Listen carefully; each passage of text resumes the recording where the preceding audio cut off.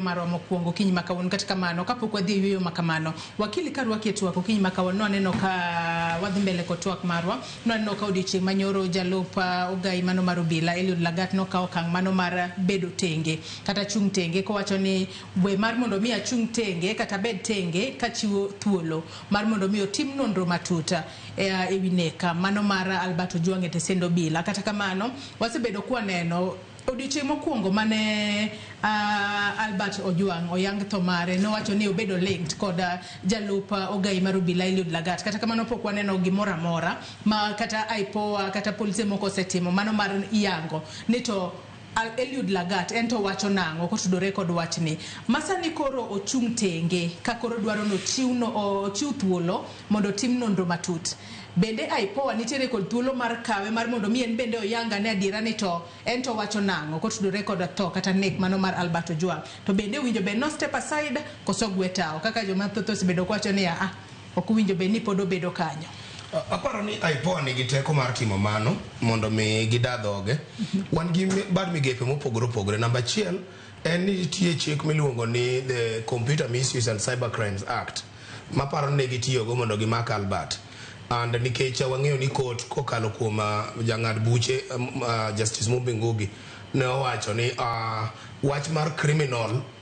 defamation is unconstitutional and therefore koro police temo ponde wach mar computer misuse and cyber crime ni mondo gimag goji kachal ka pod gidhi nyime gi wach mar criminal defamation and mae makwa en wabunge mang'eny molo manyina no ywak mang'eny wach Ojwang' ni gidhi e bunge mondo mi amend that law gi repeal that section machiwo wach mar criminal defamation through back door maka ng'ato ketho nyingi it is a civil matter onge gima police ome uyudo mana kaka udhi kode doho mondo mi dwar damages kuom ketho nyingi. IPOA nigi teko mar timo investigation. However, aneno ni kuonde mamoko gitime maber mogik. Wanyalo paro ni ka tarik 20 December 2013 ne nitie nek manotimre Makoche Ruaraka police station and negni kano osetimre manotelne gi OCS ni ofix ng'ama chielo mondo charge gi mada. Kane IPOA step into the matter, IPOA notim investigation mofwenyo ni OCS ni ema plan ng'ato mondo charge gi mada to OCS ne mo commit mada and ne waneno ka OCS no charge mong'ad ni bura mar nek e wach mar tho manotimre police station mar Ruaraka. Kuonde mamoko gidhi e mos wang'eyo gik mosetimre police stations modhuro obed Parklands ka manyo waneno obed Bamba nam chumbi kucho kama nyithindo matindo se negi e police station nyaka moro manotimre Makueni kama nyathi ma jahiga achiel modonjo gi min gi police station ogo monegi e police station a 1 year old child. Wang'eyo case mabondo mar kijana miluongo ni Vincent Marco Kinda mano mak pikipiki ne to kolao to negi e police station kuro nyaka kawuono IPOA took up the matter onge gima osetimre nyaka kawuono. Koro wang'eyo ni IPOA kuonde mamoko giringo piyo to kuonde mamoko gidigni kaka kae nitie chich ni gitemo digni ahinya kendo gichako miyowa alternative narrative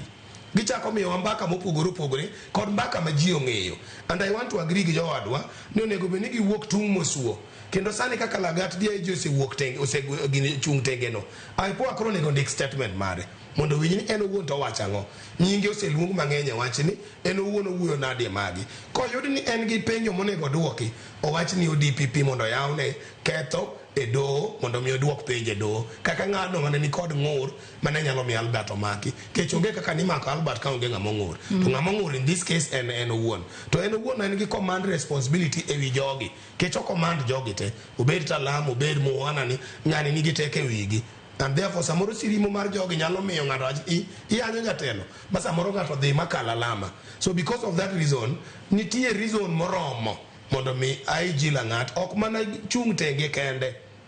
donjne gi ketho mar nek mar Albert ka ng'ama ong'e gimoro kendo mondo dadhoge mondo mi ohul adiera to koro ng'ama winjo be ne donjone IPOA kose of course ng'ama donjo ni ji Kenya ka en the office of the director of public prosecution and wang'eyo bende nitie gik moko manye gisewacho kata mana jatend kwach kich nye giwuoyo ka giwuoyo nyaka bunge to giwuoyo ka gichamo muma gikuong'ore to giriambo to DPP bende kinde mathoth wacho ni ok inyal donjo ne ng'ato ka gionge kod ranyisi penjo en ni bende ni gintiere kod ranyisi moro adwani mak paro no gi kanyo. That's why I've said Joyce ni IPOA emonego chaki mondo miyo non